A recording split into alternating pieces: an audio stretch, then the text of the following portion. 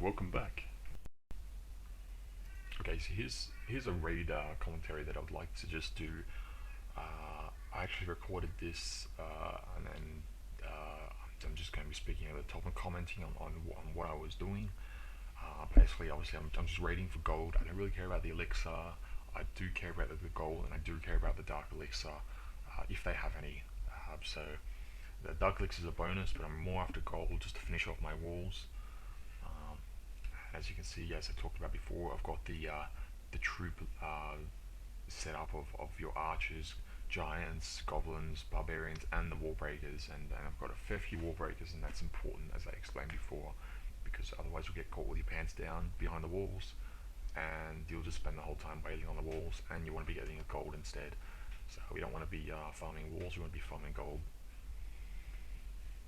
Alright, I've been raiding quite consistently. As you can see, you're getting good raids, and that's what you should be getting. You shouldn't be attacking 100,000, just look for other ones. It really doesn't take that long, and it really pays off. Generally, if it's 150k or above, I'll go for it.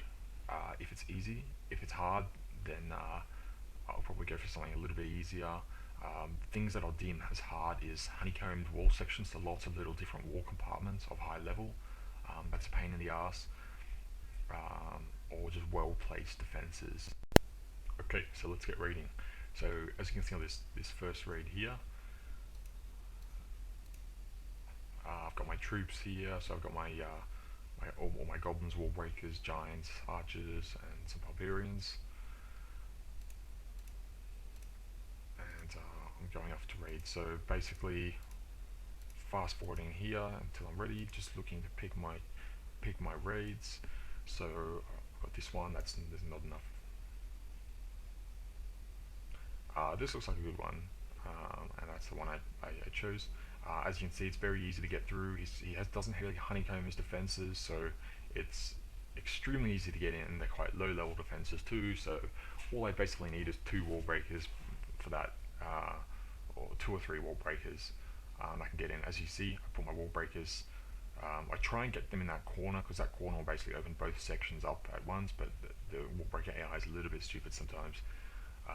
But here I am, I'm sending my giants in first to tank, and that's what you want to do. You want to tank with your giants, obviously, and then you've got your archers, a little bit of DPS, just to clear this first field out. So you want a bit of comfort zone at the start. And right away, my goblins are going to work right down that gold section there. So spooling all that gold there, as you can see, I've almost got all of the gold that's needed here right away. So my last goblins are just hurrying in first to get those last defenses, or to get those last gold storages. And as you can see about now, that's basically all the gold that's really there. I don't want to really spend too many more troops getting that gold, so hopefully the rest of them get that 4k, 3k. It's just there we go, and they've got the rest of that. So it's basically that easy to get that much gold. I really didn't spend that much troops, maybe 10 or 15 minutes worth of troop training time. So it's that much gold every 10 or 15 minutes if you're doing this all the time. I don't really care about the town hall because I've already got 1 star, and there we go. That's 231 gold, quite easily. And this is basically a textbook way of how you're going to be attacking them, and how you're going to be selecting your players to farm. I'll quickly show you another few. So I'll just load those ones up, and we'll go through them. Okay, here we go. Here's another raid that I recorded that I'll comment on. This is me ready to go raiding, so finding a match, and straight away we're looking at one that's alright. It's pretty good, 180k. But crossbows are really something that you try and shy away from when you're farming, just because their effectiveness on mass units like your goblins and things like that, they really do get quite difficult.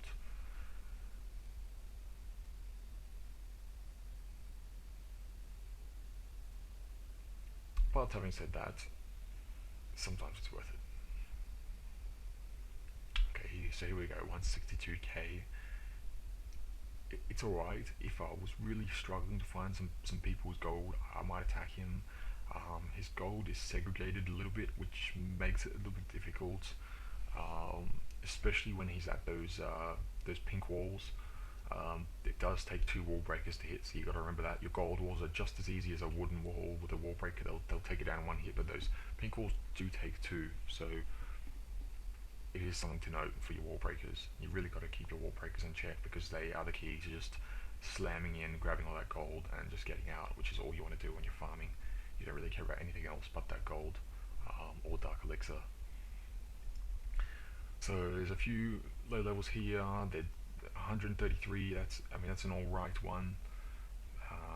His defenses are fairly easy to bypass there. As you can see, most of that gold's just on that one side, not very well protected. He's got the gold walls, which are, as you remember, if you got level 5 wall breakers, are the equivalent of any other wall because they'll fall over in one with one wall breaker. So this might be something to actually go for. And I'll just do my textbook strategy all the time. So checking that pump, I can see, okay, that does have some gold there. Because it's showing that these pumps are these storages are empty and these mines are empty, I've sort of got to send those archers in first. There is a telltale of that elixir pump down at the bottom, which shows it's full. So it shows that, hang on a minute, although his mines might be a little bit bugged, they're not showing they're full. The dark elixir pumps are saying that he hasn't collected his dark elixir, which is normally a pretty good indicator that he hasn't collected his gold either.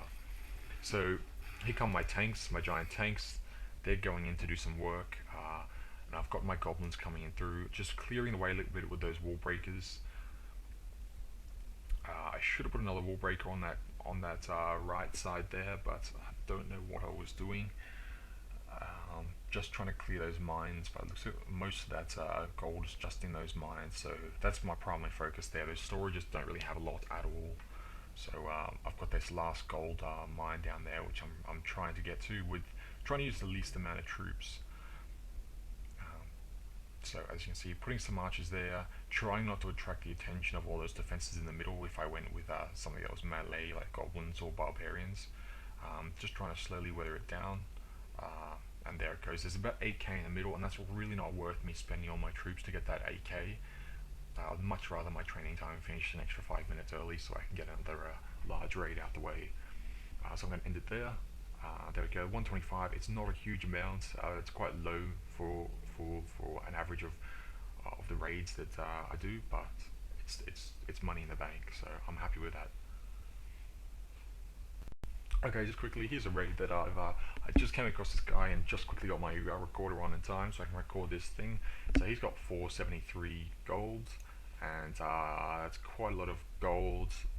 So it's quite a good find. Normally you don't really find as much, especially since he's actually a town hall lower than me. So he's got a lot of gold there. Instantly I can tell. I know there's a lot in those mines just because it's not physically possible to have that much loot available from those 2 storages for his town hall level against mine. So I know he's full of juices. I'm going to go milk him, get all that gold, sending my wall breakers to those points first, getting into that first mine there. A little bit tricky with the fact that I have to waste a wall breaker on that extra compartment on the left there just so my other wall breaker can get in as he's going now. Sending those 2 on those corner points there, and now there we go. Those are basically opened up his whole base with those 5 wall breakers. That's giving me access to everything I need, which is all those mines. And of course the storages too. So sending those goblins to do some work. My archers are great DPS just to help clear that breathing space, which is what I like. Just like a bit of breathing space at the start, so I'm not just getting mauled every time I deploy the troops. And obviously the giants taking the brunt of the damage there, just going in straight away. So it's always a good combo doing that. It works quite well. I did spend a little bit of troops here, or most of my troops, just because I'm like, hey, well, it's almost 500,000 gold. Let's make sure I get all this. I don't really want to skimp out on troops and find that I didn't use enough. So getting the last of those storages there, that's it. That's all the gold taken, apart from the like 400 in this town hall, which I really don't care about. I've already got to staff this base anyway, so I'm going to go ahead and basically end it there. This barb's taking this elixir, but I really don't need the elixir. I have a real hard time trying to spend this elixir.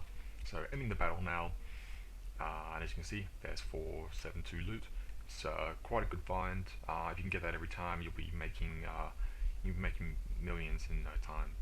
But generally, you'll get about 200 crown average, so that's a good one. That's a textbook way of clearing that place. Now I'm just going to wait for my troops and get ready for the next farm.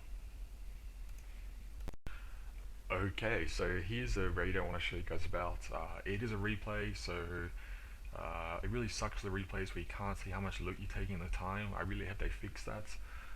Here's one I just did after that 472 raid, and it's basically 199, so basically 200k gold that I got from this, and it's quite an easy way of doing it. So I'm setting my giants in the tank first. I can see that almost all of the gold in their storages is on this right side here, so having a front of those giants to just tank all that damage. My archers is doing work to clear that breeding space that I'm talking about, just to get all that initial defenses and things like that cleared, so my goblins can go in and do some work. So quite a few distractions going up ahead with those giants, barbarians, a few of those archers. My wall breakers come in, he's blown that wall up and he's provided the access to it. So I've got enough archers there which I really don't need too many goblins to go in and clear that. Remember, I'm not trying to waste all my troops, so my archers easily took care of that. And there I basically got most of the gold already. He basically had all the gold on one side, which is not a cool thing to do if you want to keep your gold, because it just makes it so easy. I don't really have to even bother about the rest of his base, just because I've basically got everything. Most of it was in those storages there, so my archers may get the town hall, but it doesn't look like it. I couldn't remember if they did. I don't think they do. And it's just a bonus if they do. I mean, it just means I don't lose a star. So I really don't care about the trophies. I don't really fall too high down or too high up. It just doesn't really matter. And there we go, my archers finishing the rest of things off. Actually getting the town hall in the end, which was just a little bonus there as well. And there's my 200k, nice and easy. My troops, or if you could see in the background there, they've almost finished getting ready again. So sometimes you can just be raiding very quickly, every 20 minutes, sometimes every 10 minutes. So if you do the math, that's I'll add it up quickly now. So if I am getting 200k gold and every raid on average, and I am raiding every 20 minutes, let's just say per hour, I'm getting let's just add this up quickly. So if I am getting on average 200k gold every 20 minutes, just to be conservative. It's sometimes quicker than that, but look, we have things to do during the day. Realistically, I don't have time to sit there every 20 minutes and raid, because I've got work and stuff to do. So it's not entirely accurate, but if you do have a lot of time, you can raid about every 20 minutes, especially if you don't use all your troops, which you don't really need to. So that's getting about 600k gold an hour. If you're following this strategy, staying around this trophy level, if you're at about Town Hall 8, or even less, if you're out at Town Hall 7, you can do it and probably get even more gold, because you're getting a better loot penalty, or less loot penalty. So theoretically, if you stayed by your thing for 12 hours of the day, which I hope you don't do, you should probably go outside and do something and live your life a little bit more, even though this is quite an addictive game. You can get about 7 or 8 million a day if you stay by it for about 12 hours a day doing this farming. Realistically, I get about 3 to 5 million a day, just by every time I check my phone. If it says my troops are finished, I'll go raid, and I'll check my phone maybe once every 20 minutes, half an hour. If I'm out working and things like that, well, obviously I can't do anything about that. But I'm definitely happy with the income that I'm getting per day, and this is the way that I do it. So I thought I'd show you guys. It's really working for me. I'm not really having to gem at all. Like I told you at the start of one of my videos, it's just about the only gemming that I spend is just finishing up some buildings quickly enough so I can actually spend that gold on walls and things like that. Just because it's sitting up there, I'm maxing out at 6 million gold, and I can't raid because my storages are full. So that's, I guess, first world problems for Clash of Clans farmers. And that's it.